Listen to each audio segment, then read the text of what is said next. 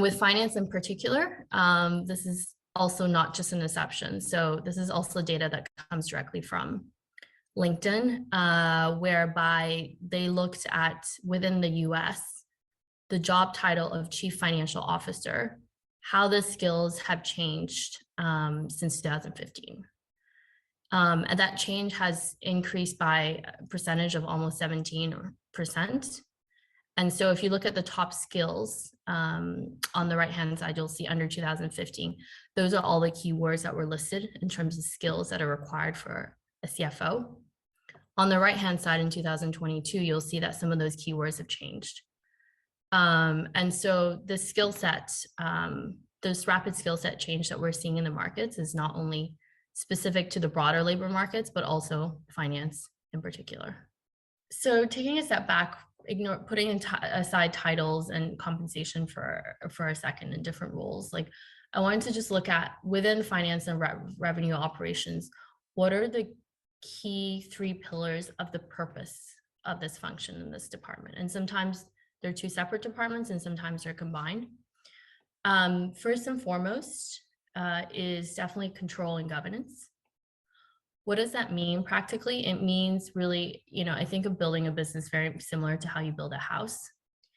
It's about laying the foundation for de-risking your business and making sure that it's in compliance with both your local statutory reporting and regulatory requirements, but also there's the right foundation of structured data to support management accounting, which is actually used for producing your internal reporting as well as your board reporting to derive insights on how to forecast, how to plan, and how to create a budget.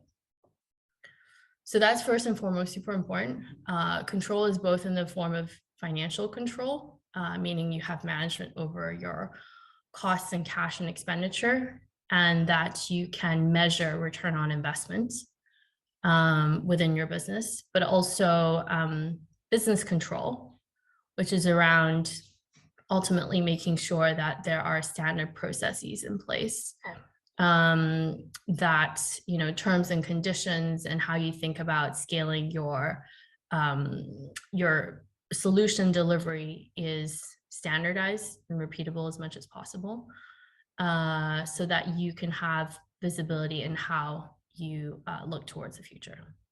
So the controls and governance piece is really around ultimately de-risking so that you can take more calculated risk when it comes to growing your business.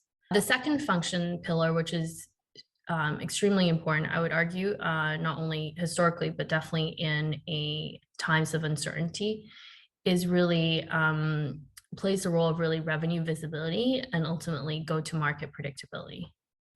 And often that's called FP&A, which stands for financial planning analysis.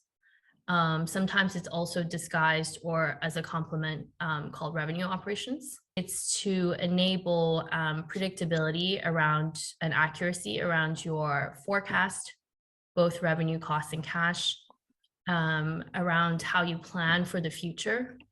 So going back to, things like, do I go after this vertical or this industry segment or this particular geography? How can I double or triple down on channels that are working efficiently?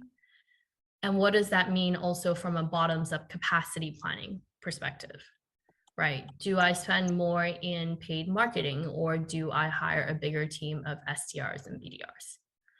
How should I think about the ratio between my account executives and my BDR SDRs? So these are all the types of questions that ultimately FP&A and RevOps can help answer and address. And their purpose, therefore, and intention is really to get this balance of experimental growth and predictable growth within the business.